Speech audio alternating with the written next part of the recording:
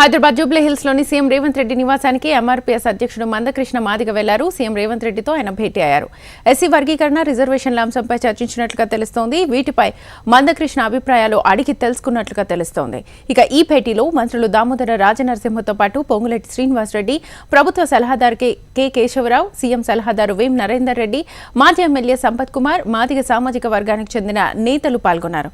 ఇదే అంశానికి సంబంధించి ఫుల్ డీటెయిల్స్ మా ప్రతినిధి అశోక్ అడిగి తెలుసుకుందాం. అశోక్, శ్వేత, కొద్దిసేపటి క్రితమే Jubilee hills CM Revanth Reddy నివాసంలో ఆయనను ఎంఆర్పీఎస్ వ్యవస్థాపక అధ్యక్షుడు మందకృష్ణ మాదిగతో పాటు ఇతర నేతలు కూడా కలవడం జరిగింది. సీఎం రేవంత్ రెడ్డితో పాటు ఈ కార్యక్రమంలో రెవెన్యూ శాఖ మంత్రి పొంగులేటి శ్రీనివాసరెడ్డి, ఇతర ముఖ్యమైనటువంటి అధికారులు, అలాగే ప్రధానంగా ప్రభుత్వ ప్రధాన సలహాదారుగా ఉన్నటువంటి కేశవరావు, అలాగే వేం నరేందర్ రెడ్డి ఇద్దరు కూడా పాల్గొన్నారు.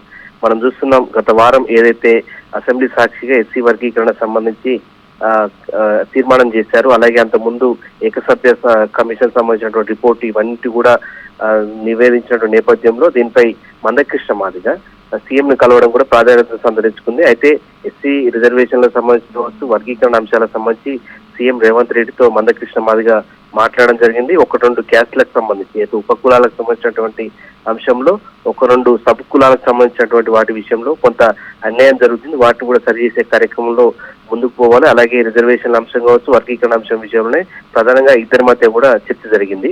దీనికి సంబంధించి సీఎం రేవంత్ రెడ్డి కూడా సానుకూలంగా స్పందించారు.